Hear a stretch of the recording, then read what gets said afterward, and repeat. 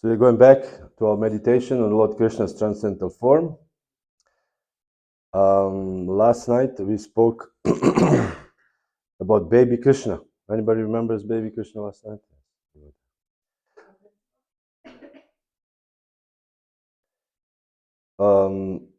And baby Krishna, we spoke about, we will speak also today about baby Krishna, continuation of baby Krishna meditation.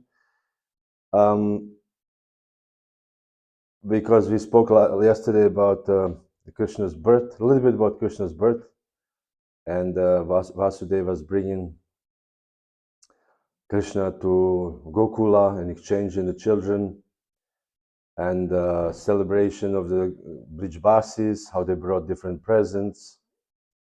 They dressed very nicely and so on and so forth. Then he spoke about Putana. Baby Krishna kills Putana. This was also very interesting. The reasons why a child Krishna closed his eyes. When Putana arrived, as soon as he arrived, the child closed the eyes. Imagine, this is a very small baby, 3 months old baby, and the Putana arrived, and baby closed the eyes for 5 different reasons. Then we spoke a little bit something else, and today we'll speak more about Krishna, baby Krishna, until the moment that Krishna and Balaram stood up and start walking, even with shaky legs, but still they started walking. So this is the end of the pastimes of baby, for us here in the moment.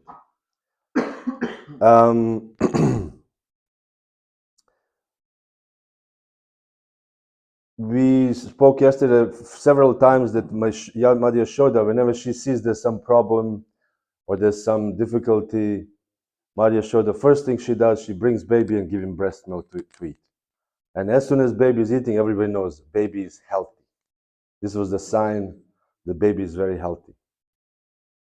This is, and many times yesterday I also reminded us and devotees that there's a difference between village thinking and the city thinking. People in a village, they think completely differently.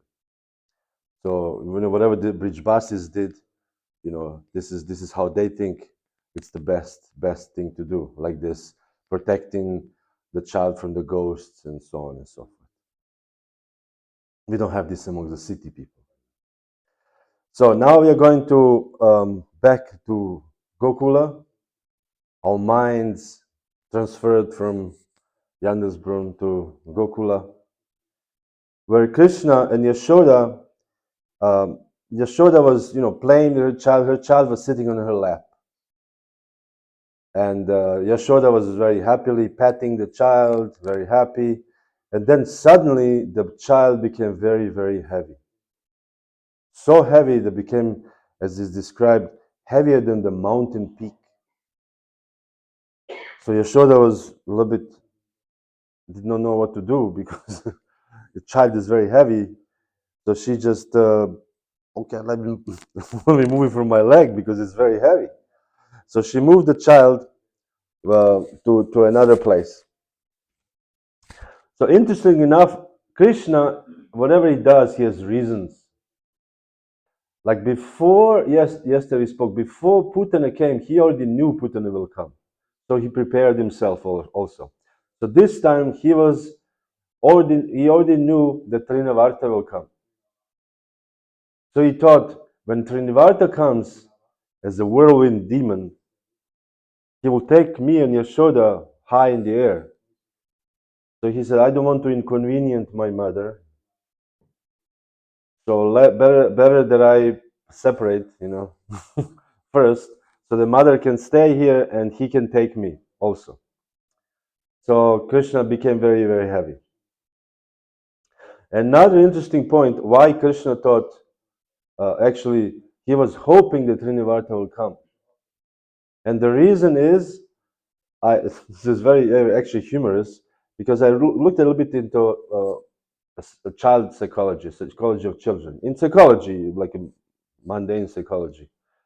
And they said the child between 7 months and on becomes conscious aware of their body and aware of the results, things they do. Like for example, you have animals who don't have memory, short memory, and you can beat them, and after 3 hours they forget and they come back. Something like this. Of course, we shouldn't beat the animals, but I'm saying, but child also, and after 6-7 months, a child remembers things which was what was nice and what was not nice. So Krishna remembers when Yashoda lifted him, that he felt very nice. When you carry a child like this, that's very nice. We know even this terrible example, but what I've read, I don't exactly remember where, that when the Muslim invaders came to Vrindavan, so they were, raiding temple, breaking temples, deities. So to show the ultimate spite, Frechheit, as we say in German, they were selling on the market. They're selling meat, so they have a scale. So for the scale, instead of a stone, they use Shalagram Shilas to show how this is nonsense to Hinduism. So they put Shalagram Shila 1 kilo, whatever, and to measure. This is a horrible example. But later on, this Shalagram Shila, the person, this guy who was measuring, Muslim guy, and died, he went back to Krishna. So the question was why? Is it because Krishna enjoyed being, being shaked like this? So I heard this story, and whenever I visited a friend of mine, and he had many, many Shilas, he's like an ocean of Shilas, one of these devotees. And I really like this one Shila. And I take the Shila and do like this, because I remember Krishna likes this. And later on, this Shila is now in our apartment, in our room. He came to me because I wanted to worship Giriraj, and I asked him if he can organize to bring me Giriraj through some devotee. So through one devotee, he brought Giriraj from India, and he said, "I will send you Giriraj to Prague, and from Prague they will bring it to you to Germany." I said, "Okay." So he sent to Prague. Then when it came out 3 Shilas. I said, "How is that?" He said, "Well, first Shila is Giriraj, you wanted. Second Shila is the one you like to, and the third is Varaha, because he knows I really like Varaha." So they're still there in our room, very happy, hopefully. So Yashoda was doing this to Krishna, and Krishna was very happy. But then Krishna thought, as a small child, he thought, how would that be if I go a little higher? Yashoda can lift me so far, and that's it. But if I could go a little higher, probably it would be much, much nicer. This is how a child was thinking. So then Trinivata, at this moment, Trinivata approached. This is from the child perspective. But from perspective of Krishna, Supreme Personality of Godhead, Krishna had some other reasons we'll see later why Krishna liked to go so high. So what happened is, first of all, before the Trinivata came, the child became very heavy. So Madhya Yashoda, what did she think? She thought the child is very heavy, but then is it in a typical anxiety of a mother? She thought this is must be some ghost, some, again, village talk. There must be some ghost involved, or he must be sick. There's some problem, and she did not like it. The mother Yashoda never liked it. Krishna has some problem when he's sick.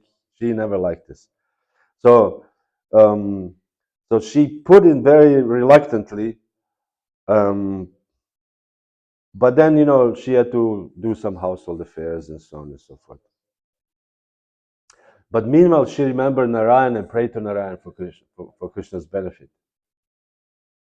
So meaning Krishna was Yashoda was constantly involved with the child Krishna. So we spoke yesterday how Putana was so fortunate that she was touched by Krishna, actually. That when Krishna squeezed her breast so tight that she said, "Child, leave me," And Krishna was not, imagine, very small baby, holding it, and then suck her life air. She was screaming, and she became 12 miles long. And because of this touch of Krishna, she actually went to Goloka Vrindavan. Not even Sayujya Mukti, Goloka Vrindavan. In Goloka Vrindavan, although the Acharya says that she did not achieve Krishna Prema, she achieved um, love for Krishna, but from a little more distance. And she became a nurse of Krishna. So she still witnessed the pastimes of Krishna. This is amazing. This is a wonderful thing.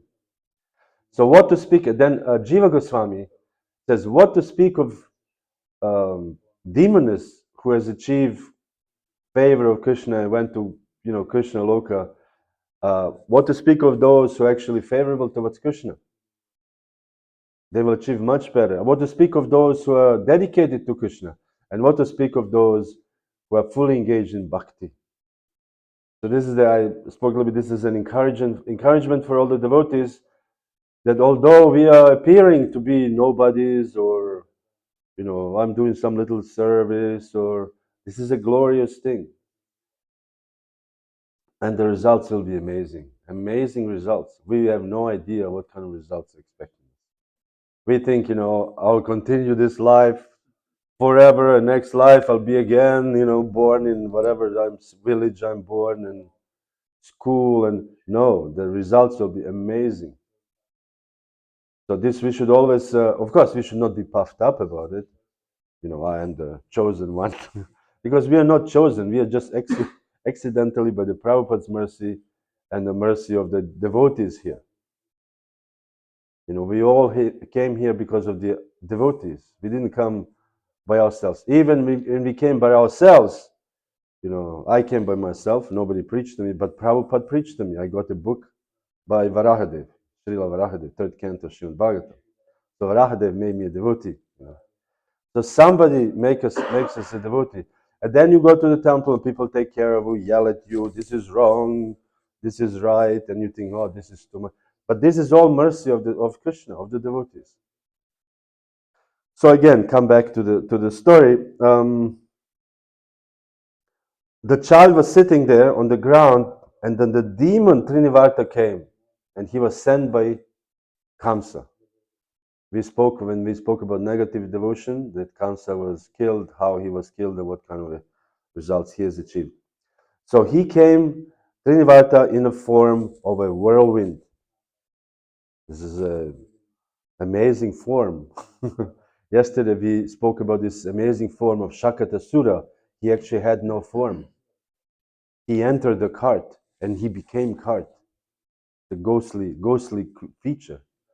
And you can see, I think in Krishna book, there's not even mention of Shakatasura because he didn't do anything. Nobody even noticed. It is described by the Acharyas that nobody even noticed the Shakatasura was in the cart because he entered the cart. Only thing, the cart became heavier. That's all.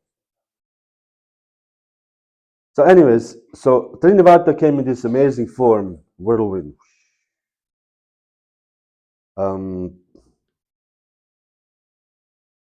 then he just basically took the child and carried it away in the air.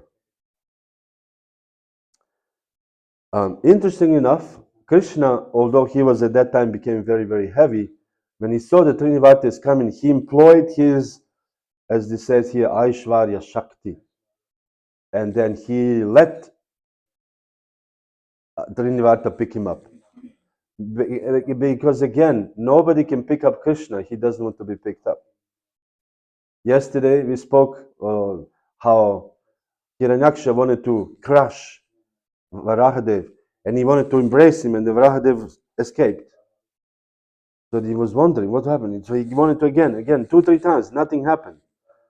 And then the description of the Srila Prabhupada was that Krishna was kept by the devotees in a small box, like Shalagram Shilas. And Krishna allows this to his devotees, but to non-devotees he doesn't allow. So here the same thing. Krishna is employed his Aishwarya Shakti to become so light that Trinivarta can lift him. Otherwise, you cannot lift Krishna. Yesterday also we spoke how when Putana was killed, Krishna did not kill Putana. There was his destructive Shakti, Samhana Shakti, I think. Destructive Shakti of Krishna that actually killed Putana. Krishna was just sitting. So in the same way, the Shakti there. So what happened is whirlwind demon, they said the whole land of Gokula was covered with dust. The demon acting as a strong whirlwind covered everyone's vision. And then he began vibrating fearful sound. So this is the reason why he created this whirlwind, because of dust that you could not see. He said nobody could see anything. You just, when sometimes I don't know if you've been in some heavy storm like this. You cannot see anything because of the dust. And also you could not hear. So the reason is that Krishna, Trinivata wanted to separate Brijbasis from Krishna and separate Yashoda from Krishna, so he can just take Krishna alone. So they cannot see anything and they cannot hear. Even if Yashoda calls Krishna, Krishna, nobody can hear it. So this is the reason why he did this. And then when the whirlwind was slowly not so strong anymore, Yashoda realized that Krishna was not there. And what did she do? What did Brijbasis do in very, very very difficult situation? They faint. Yashoda just fainted on the ground. And we know also in the Kaliya Leela, when Krishna jumped in to fight Kaliya in this poisonous river at that time, Yamuna, what happened is all Brijbasis died. They faint. So this is how can you live without Krishna? Because Krishna is there's a Krishna Jivan. He's actually giving life to all the Brijbasis. So Yashoda fainted, and then she became, she came back and she lamented very, very pitiful.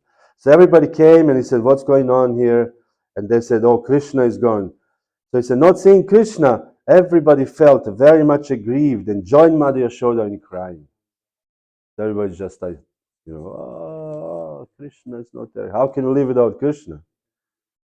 We know in the Chaitanya Charitamrita, when Lord Chaitanya leaves, also, he was, Gadadhar Pandit followed him. And then to a certain point, the Lord Chaitanya stopped and he said, you cannot follow me any further. He said, why? Because you will break your kshetra sannyas. If you make one step more, you're outside of Puri. You promise you will stay in Puri the rest of your life.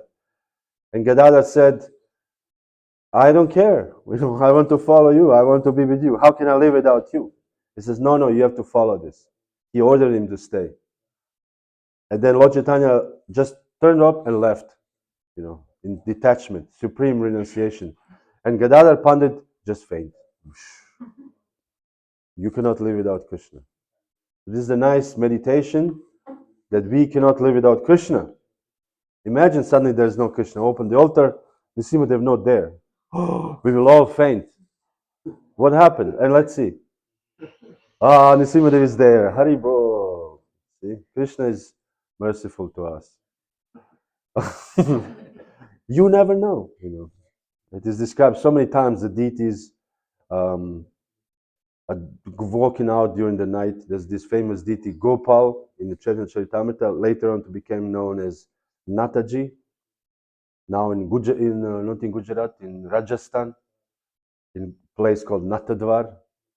And the deity there was a famous story that the deity in the night, this is a legend, the deity in the night goes out when pujaris close the altar, finish, put it to rest, so-called. The deities said nobody's there, and he leaves and goes to Govardhan and do rasa dance with the gopis, this deity. And one day, the pujaris, they put new fence,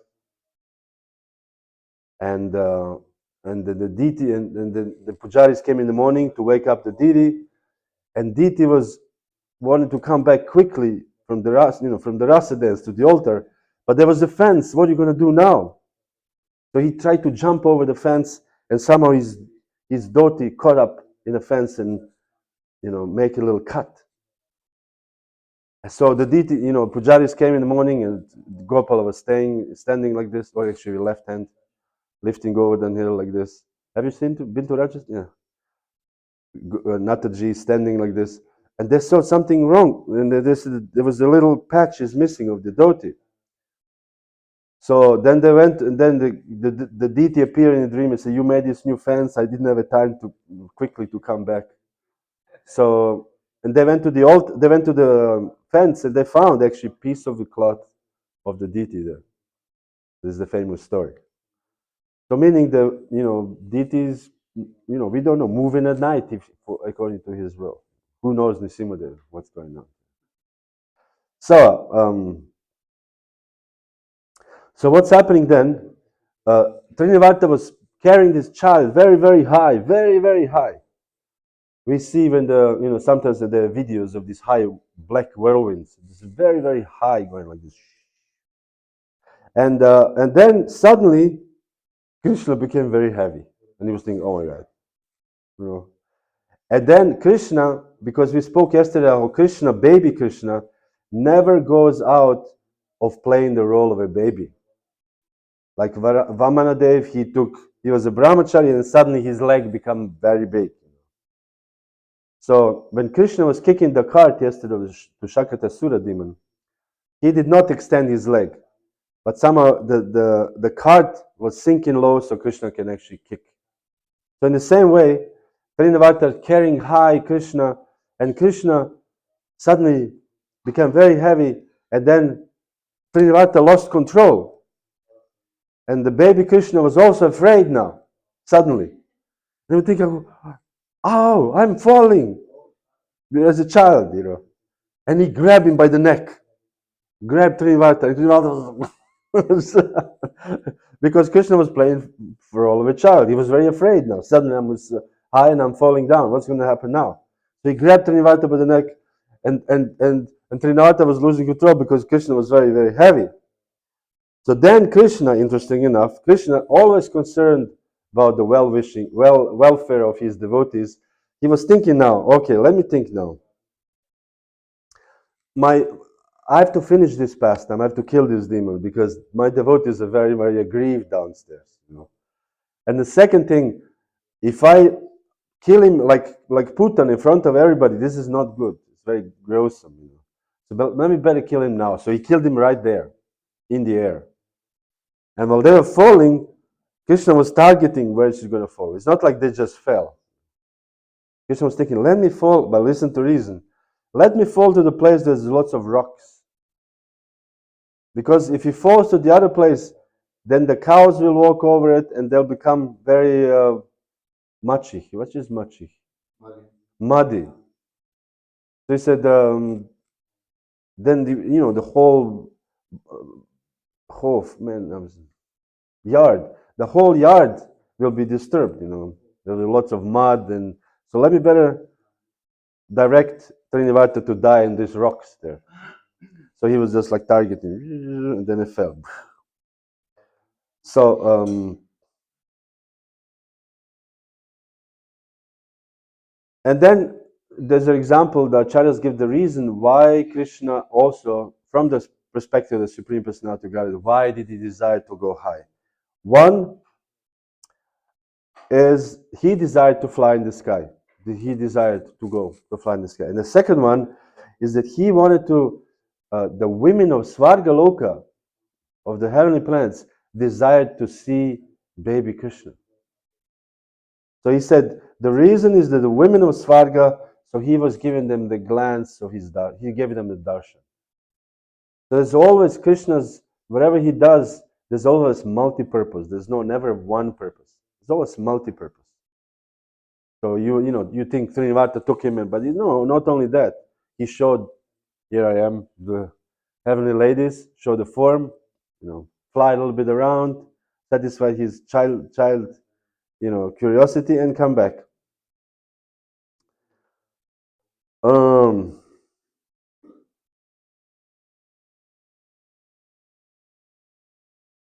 And another reason why Krishna was targeting Trinivarta to fall near in his yard, I mean, he could have fallen some other mountain or something, but he was thinking, let me fall near the women in Braja who were crying for me, because in this way they will immediately see that I'm okay. So he was very concerned, So he fell down with the Trinivarta, so next to the women, and they also, oh, Krishna is okay, immediately. So Krishna was always very concerned about his devotees. This is interesting. Many times when you read the pastimes of Krishna, especially in his youth, how Krishna was very concerned about Brijbasis, how he makes sure that they are somehow satisfied. This is a very nice how Krishna takes care of his devotees.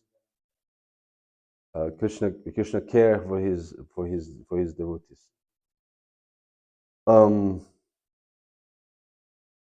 So what happened when Krishna fell from the ground, from the sky? Everybody in Vrindavan became very happy.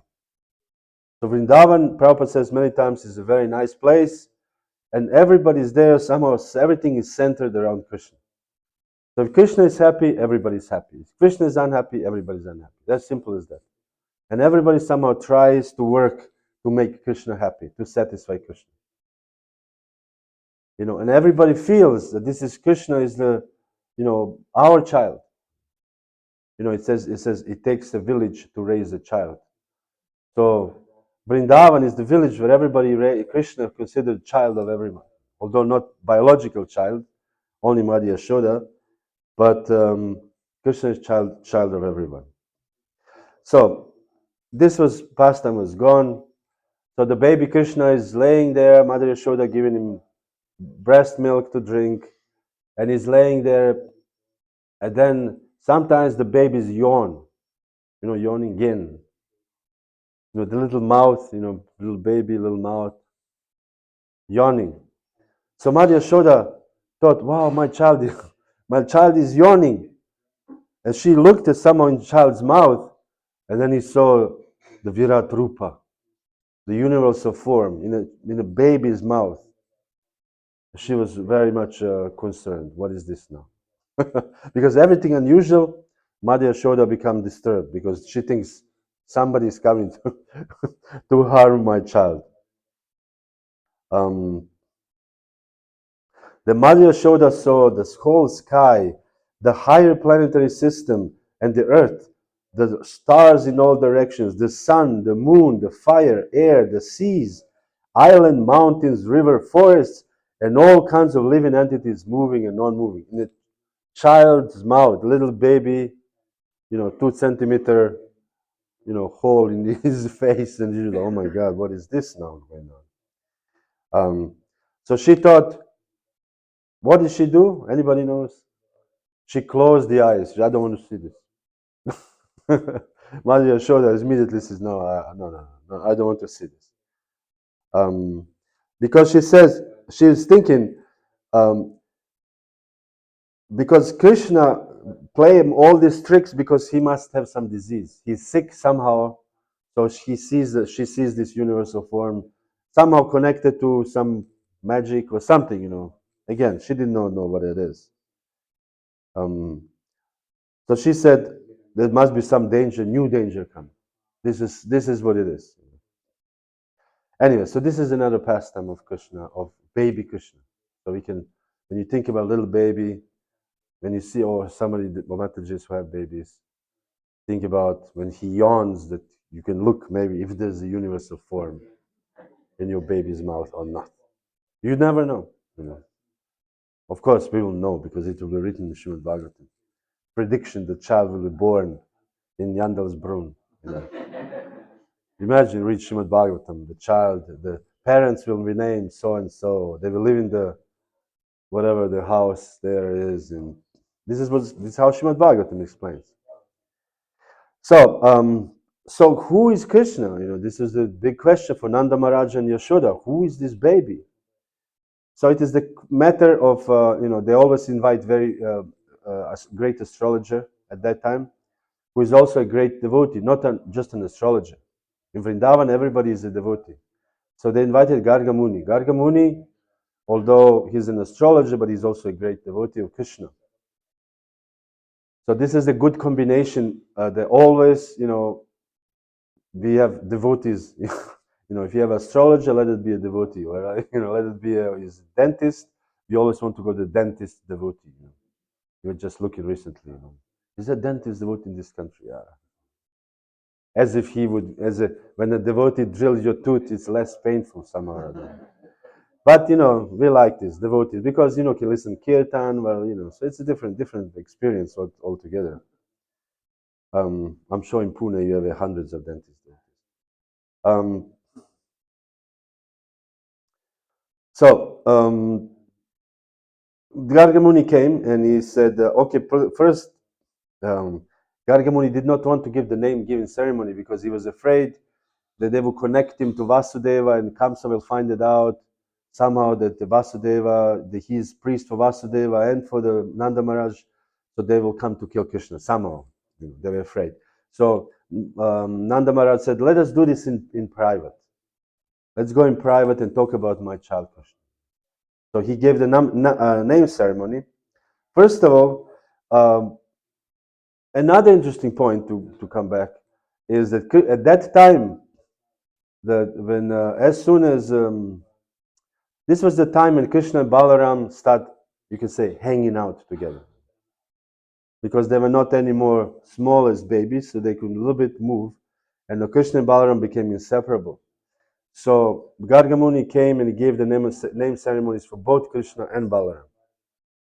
So he said first, this boy to Balaram, is a child of Rohini, will give all happiness to his relatives and friends with his transcendental qualities. So Balaram has all the wonderful qualities. Therefore, he'll be known as Rama. Rama means one who gives pleasure. Therefore, when we chant Hare Krishna, Krishna Krishna, Hare Hare, Hare Rama, Rama Rama, Hare Hare, Srila Prabhupada explains that this both Krishna and Rama means Krishna. Both Krishna and Rama means Krishna. Because Rama means one who gives transcendental pleasure. And then Prabhupada said, of course, this can also mean Rama, Balarama. It can even mean Ramachandra. So again, depends on the consciousness and meditation of a devotee who chants the Hare Krishna mantra. But in general, it means Krishna, and Rama is the name for Krishna. So the Rama, Balarama, this Rama, son of Rohini, will give transcendental pleasure to his parents and to everybody else. So therefore, he is called Rama. And because he will manifest extraordinary bodily strength, he will be known as Bala. So Balaram, he gave the name of Balaram. Which is interesting point, how these Vedic astrologers, they gave the name according to he sees in the stars the qualities you will possess during your life, and this is how you get the name. Interesting. We get named out of your parents, like, oh, let me, I don't know. They just give the name out of their mind or whatever. In Vedic society, it's like this. They also have this in American Indians. They also give names like this. And then later on, when after in boyhood, you show certain things. Like one who wrestled the bear when some boy was wrestling bear when he was young, something. So they gave the name one who wrestles the bear. This is your name later on. Like we have a Srila Prabhupada's name, his name is Abhay Charan Aravinda. This was Prabhupada's initiated name because his name was, Karmi name was Abhay Charan. But then when he got initiation, his name was Abhay Charan Aravinda. But later on, due to his devotion, erudition, they gave him name Bhaktivedanta. They added. So therefore, we have A.C. Abhay Charan Ravinda Bhaktivedanta Swami Prabhupada. So it's added according to his qualities. So here, the children got name according to their qualities, future, foretold qualities, Bala Ram. And he said, and because he unites two families, Vasudeva's family and Nanda Maharaja's family, his name will be Sankarshan. So he has two names now, Balaram, Sankarshan. And he said, your son Krishna, he appears as an incarnation millennium after millennium.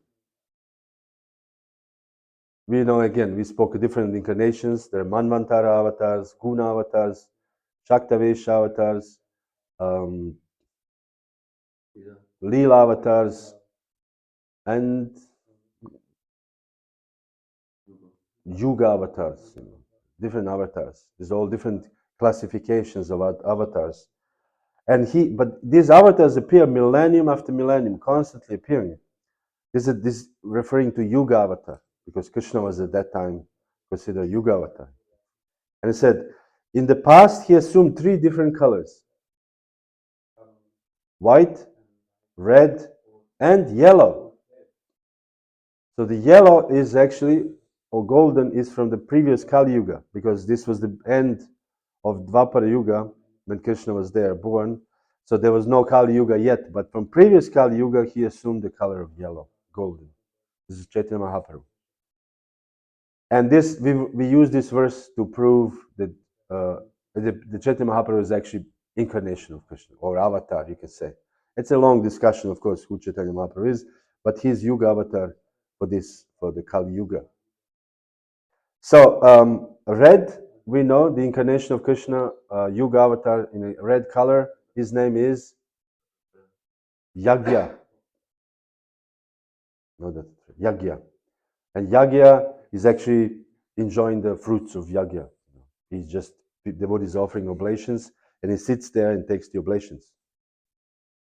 Instead of, we are having fire, we throw things in the ghee in the fire, but actually Krishna is there. He actually he eats all the oblations that we offer.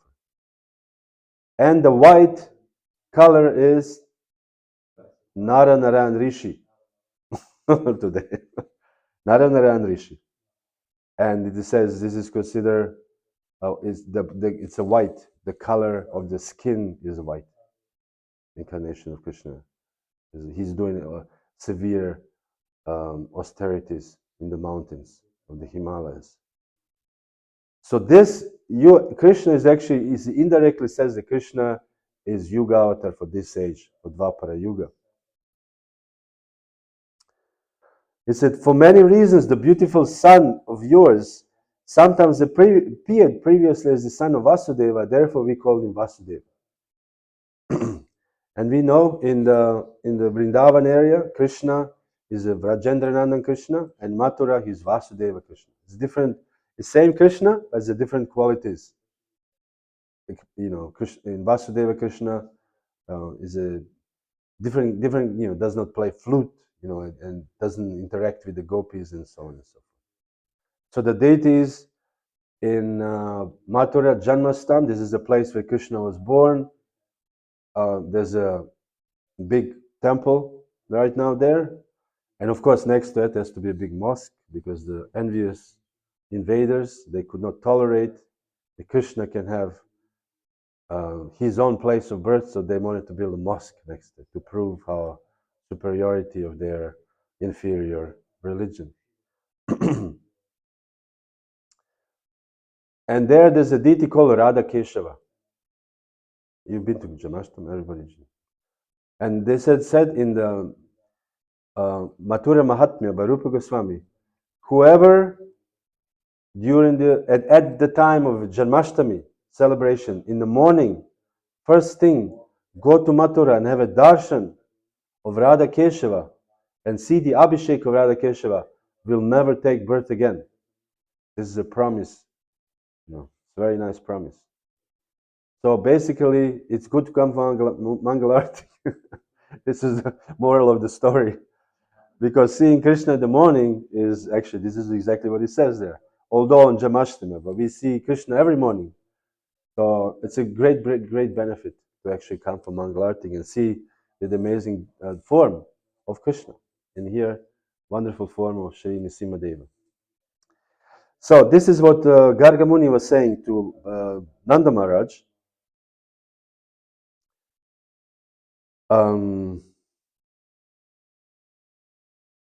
That to increase the bliss of the cowherd man or Gokula, this child will act auspiciously for you, and by his grace you will surpass all difficulties. And we see the actual pastimes of Krishna as a child is so much problems. The big demons want to kill him all the time. Imagine you have a child and somebody wants to kill your child every couple of minutes, or days. This is too much. But he said, by Krishna's grace, you will all be saved. Even as a baby, Trinivarta attacks your baby, takes it in the... this is difficult. This is very dramatic. Krishna had a big drama from the very birth. So, but you will surpass all this without difficulties. He said, in his transcendental qualities, opulence, name, fame, and influence, he will be exactly like Narayan. So many times when things like this, very, very big demon come and demon is killed, so they were wondering sometimes, is Krishna some special child? The Brijbasis, they don't know. And then once they were sitting, and all the cowherd men, very serious, experienced cowherd men, they were sitting and they said, Nanda Maharaj, we think that your child is very special. He could be one of the demigods. They're not sure, but they think, and they all conclude, yeah, he must be very very special child. It's therefore Vrindavan pastimes are very sweet. We hear this is very sweet to hear. This naivete of the Brijbasis, how simple-hearted they are. So Nanda Maharaj, when he heard this, he was very pleased, of course, and he gave him big donation. We can read over and over that the Grihastas are giving donations. Anybody remembers how many cows, when Krishna was born, how many cows Nanda Maharaj gave in charity? I said, 2 million cows, donation. But these cows were not just cows, they were plated, they're the gold-plated horns and jewels and ornaments and cloth, very valuable cloth. Then Nanda Maharaj gave 7 hills of grains, also decorated with cloth with gold and jewels. So he was not stingy, he was just giving, because it's this great celebration, my son is born. So now we are coming to the great action in the baby Krishna's life. And great action means crawling. The baby suddenly start moving. And this is where all the trouble for the parents begin. And also all the fun for us to hear these wonderful pastimes of baby Krishna moving. Because yesterday we read how baby was laying always on the back. And one day, baby moved to the side.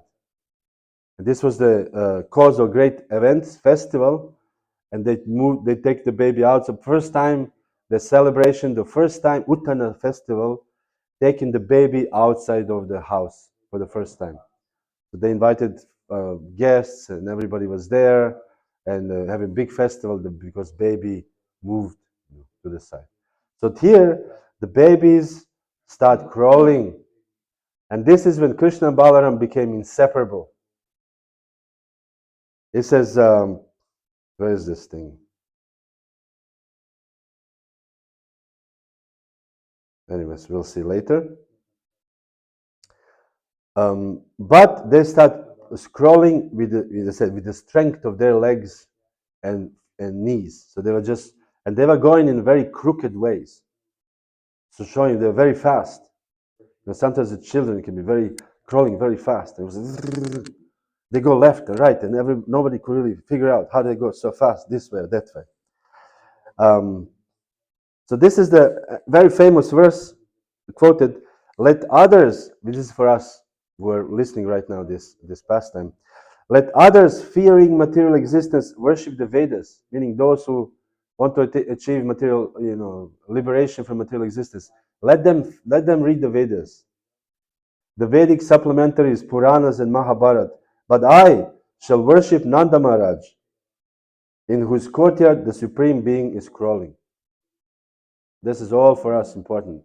To meditate, now Krishna is crawling in the courtyard of Nanda Maharaj. Meaning this is actually, for the devotees, this is actually higher principle. We said in the very beginning, Yena Tena Prakarena, Manna Krishna Niveshayat, Sarva Vidi Nishedasyur Eta Yoreva Kinkaram, that one should think of Krishna constantly. And this is the essence, instruction of all the Vedas, to think of Krishna constantly. So, what better do you want to think than to Krishna and Balaram crawling in the courtyard of Nanda Maharaj? So naturally, Krishna and Balaram, they choose all the wrong places to crawl. Always the places which is wet with cow urine, or mixed cow dung and cow urine. So he said they were always dressed in mud. So when Krishna and Balaram are naked, they have the children in India, they just have a little rope, like a, why is it this rope? What is the rope about? They have a rope and they have a little ankle bells, so the parents, like a little sheep, if you have a sheep, you want to hear the sheep is there. So if you have, because I was thinking, why do children have ankle bells? For what? But because the mother is working in the kitchen and she see it clink, clink, clink, and she knows the child is there. It's like, it's again village style, I actually saw once, I was in Govardhan Parikram some years ago, and I saw a mother was very angry with the child, baby child, also naked, same naked, and there's a little rope, a little string around her, around his waist, and the child, of course, didn't want to listen, rascal child, and the mother took a rope and tied him to a tree. And I was like, wow, this is like Krishna book, This was in Anyor, in Govardhan, in the village. And I was like, wow, this is actual Krishna book. The same tradition, the tying the little child like a goat, you tie the child to the tree, they cannot run. A child cannot do any mischief. So child was fried, crying, but what can you do? You're tied. So this is what Krishna and Balaram, they just crawl into all the muddy places, somehow or other. And this is, um, they were so full of mud that they were like dressed like a clothes made of mud, full of mud. And that is the sound of their ankle bells were very, very charming. They clink, clink, clink, and they crawl here and there, back and forth. So then what would they do as a child? As we said, they never broke the role of children. Some people will come to watch Krishna Balaram to how they crawl. Some other people, not parents, some neighbors. So the Krishna Balaram would think, oh, these are our parents. So they were walking towards them, crawling. They saw they're not their parents. They become very afraid. Oh, they're not our parents. Run! So they were running, crawling back to their parents with great angst, great anxiety, to seek safety from this foreign, stranger people. So these are the amazing pastimes of Krishna and Balaram. So they were crawling like this. Then this is interesting. Sanatana Goswami says their sons were beautiful with the mud of Raja, which was their cosmetics. This was their, we have a powder, baby powder, whatever, nowadays, but that cosmetic was a dust of Raja and mud of Raja. They were always involved with mud because of the, cows and all this cow dung and so on and so forth. And then Madhya Shoda and Rohini, now they're always together, inseparable, Krishna and Balaram. They would bring them to suck their breasts, and then they saw the first teeth coming out. Krishna smiling, and they saw, oh, look at the teeth, little white thing in their mouth. Every mother, your child as the first teeth is like very, very cute thing, because there was nothing, and suddenly there's some white things. We saw when we were in Czech farm last year, they had a new calves, 2-3 new calves. And then these new cow babies, or bulls, the bull babies actually, they have little horns, but they're so little, they're like half a centimeter, And we were like, oh, little horns. So it's cute when a baby or child has little things just coming out, so small teeth. So the parents were enjoying the ocean of bliss, seeing the teeth of Krishna and Balaram.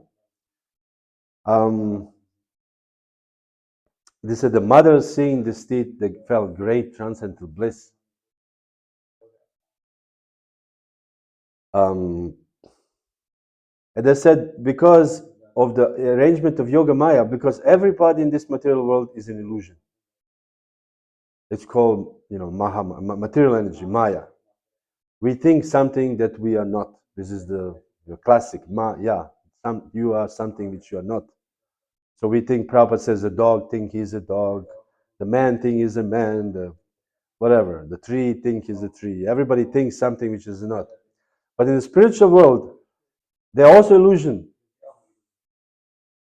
They said, but the only thing, this Maya is the proper Maya. It's called Yoga Maya.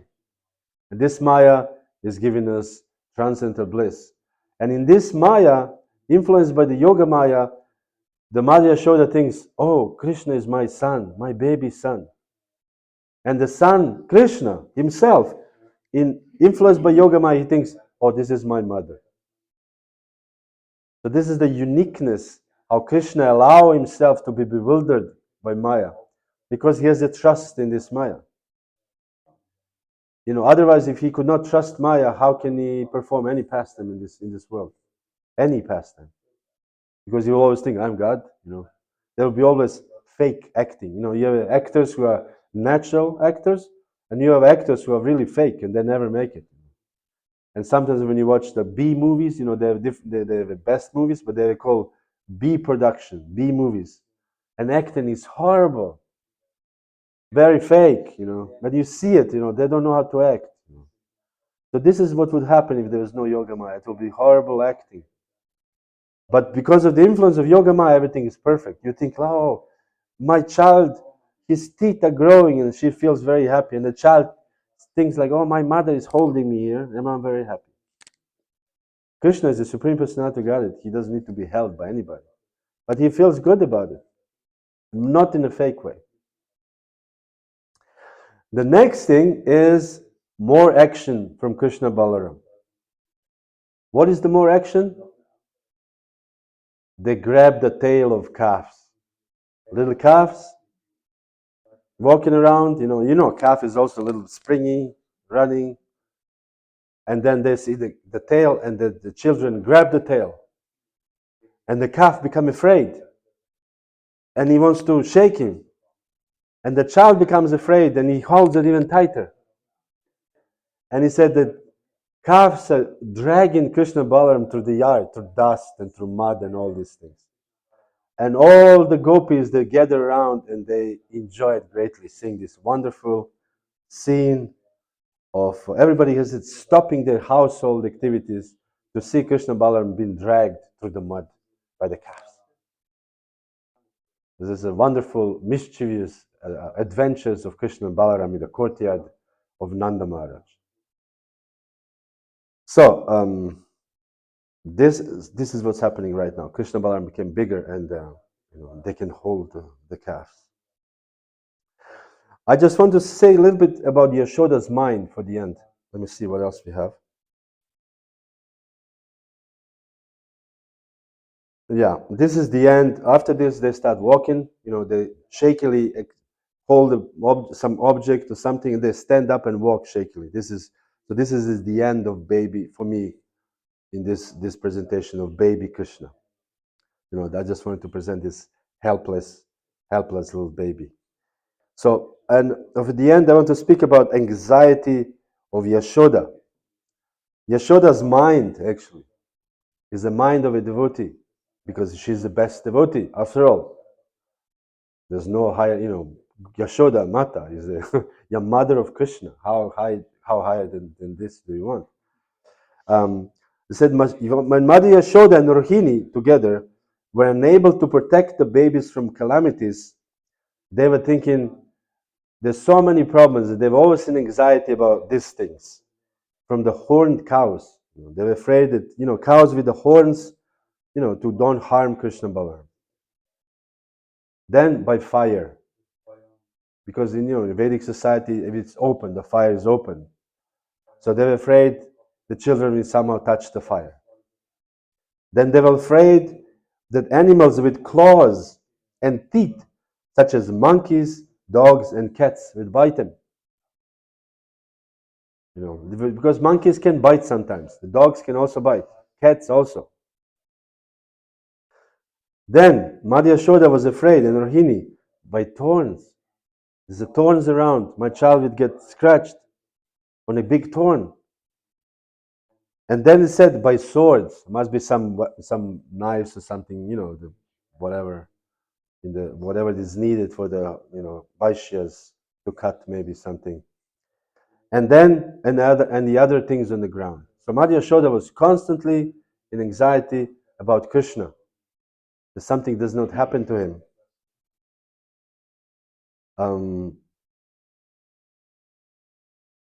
So I thought about this as a conclusion that we as devotees, it is very good to be in anxiety for Krishna. And there's a conversation between Satsvarup Maharaj, at that time, Satsvarup Das and Prabhupada. And Satsvarup said, Prabhupada, we are only neophytes. How can we know if our anxiety is still material when we feel anxiety in devotional service? Because material world means anxiety. And Prabhupada says, no, no, no. If you feel anxiety for Krishna, then it is not material. So anxiety for Krishna is actually not material thing. Because we have due to the influence of whatever history, you know, when we think about Hinduism, you know, usually people in the West, they think about Gandhi. Means peace, love, you know, non-resistance, violent, non-resist, or whatever, like non-violent, non-resistance, whatever they call it. You know, so this is like what people think of, you know, meaning that you're always peaceful. We're never angry. You know, the sadhu is never angry according to scriptures. The sadhu is never always equiposed. You know, samoham sarva bhuteshu namedveshtasya priya. So when people saw Prabhupada was very angry when one guest in India under the Pandal program, and whatever, thousands of people, wanted to touch one of his disciples, female disciples. Prabhupada took kartals and was swinging to hit the guy. So all the audience says, oh, Swamiji is show anger. This is not appropriate. Sadhu should never show anger. So this is actually a Mayavadi concept. That we should feel equiposed, no feelings, no feelings. If somebody offends you, you should say, oh, thank you. You know, we see yesterday when Hiranyaksha offended Varaha, Varaha was bursting out of anger. When Krishna did not get milk from Madhya Yashoda, became very angry. You know, so meaning the emotions are not forbidden in Krishna consciousness; they should just be used in Krishna service. As Prabhupada says, the anger should be used like Hanuman used anger to burn the whole Lanka. So he didn't say, oh, kidnap Sita, oh, Sita very bad, the karma is very bad, you know. Let us go to the forest and meditate. No, take the fire, burn the hell down, you know, burn the place. Because he kidnapped Sita, the universal mother. So here Prabhupada says, if you feel anxiety for Krishna, then it is not material. Indeed, if one becomes, Prabhupada said, full of anxiety for Krishna, it is the highest stage of perfection. There was a once instance that one devotee complained to Prabhupada, Prabhupada, I have so much seva to do. I think this was in Vrindavan, building the temple, there's so much difficulties. So he said, Prabhupada, I sometimes, when I chant, I cannot concentrate on Maha Mantra. I'm thinking about bricks and cement, you know. I cannot think of Krishna. Prabhupada says, sometimes when I hear so many problems in ISKCON, I also cannot concentrate on the Hare Krishna mantra because I'm thinking about all these problems. So anxiety for Krishna is the highest stage of perfection. And then Prabhupada quotes this verse, Krishna bhakti rasa bhavitamati kriyatam yado kutopi labhyate. So the anxiety, Prabhupada said, the anxiety for Krishna, it can be purchased, immediately can be purchased. And this is the verse by Rupa Goswami. Famous verse, I know the second part, the first part I don't know. This is the first part. Krishna bhakti rasa bhavitamati kriyata yado kutopi labhyate. This is the first part. Second one, tatra laulyam Api mulyam ekalam. This is the famous line. Janma koti sukritair na labhyate. Lolya means greed. And Prabhupada explains here this verse. The anxiety for Krishna, if it can be purchased, immediately purchase it. If you can do being in anxiety for Krishna, do it. Be in anxiety immediately. Krishna Bhakti Rasa Bhavitamati Kriyatam. Just purchase Krishna's anxiety if it is available somewhere. So the next question will be that, what is the price of this anxiety? Tatra laulyam apimulyam ekalam. The anxiety can be purchased by anxiety. So by laulyam, also sometimes translated as greed. So this greed, anxiety to be in anxiety for Krishna. So we should be anxious to be in anxiety for Krishna. Janma koti sukritirana labhyate. This anxiety is not available even by millions of births of pious activities. So this anxiety, to be in anxiety for Krishna, is not easy to obtain. So we should not think, the pujari, sleeps and alarm rings at whatever. I don't know, pujaris, what time you wake up? 3 o'clock or 3 o'clock? And then somehow or other, you did not hear alarm or whatever. You didn't charge the battery on your phone and you wake up and it's 3:40. So what is the first emotion you experience? Anxiety. OMG. Nrsimhadev will burn me. So you take shower in 37 seconds, put tilak really fast and just there, sorry Nrsimhadev, I'm obeisances. You lay down a little longer, hope that Nrsimhadev will forgive. So this is anxiety for Krishna. So this anxiety is not an ordinary anxiety. And it's not easy to find this anxiety in this world. So Prabhupada said this anxiety is not easy.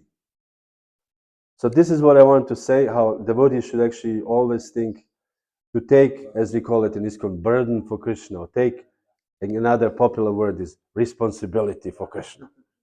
Take some responsibility, Prabhu. So, because this is anxiety for Krishna. You think about something which is not for you. How many times, we do something, it's not for me. I don't need to have a garland in the morning for myself, But for Krishna, you pick up, and then suddenly it starts raining, so you go in the mud there, trying to pick flowers to build it, to make a garland. So this is the I thought conclusion for the baby, because Mother Yashoda was constantly in anxiety. She is anxiety basically, but this anxiety is bringing transcendental bliss because it's always about baby Krishna. And then on the end, this is just for us, relish, the last relish from Jiva Goswami. They said that the two boys from infancy were like one body, shining like a small moon and the sun, Krishna and Balaram. They slept together, they ate together, they dressed together, and nourished the infant emotions together. So they grew up together, just like twin brothers, although they were, of course they were brothers, but they did everything together, whatever babies do. They engage in the same activities, like one body in two forms. They were absorbed as one child in carrying out heroic feats. They were the same height and acted like humans with the divine qualities. So this is Krishna and Balaram. So baby Krishna, when somebody worships, actually is not different from Krishna and Balaram. Therefore, when we have a Gauritai deities, this is the same as Krishna and Balaram. So Krishna and Balaram ki jai. So this is it. Savor a little bit about baby Krishna meditation. And tonight we'll speak about Gopis meditation on Krishna. How do Gopis meditate on Krishna? And tomorrow morning also. 2 more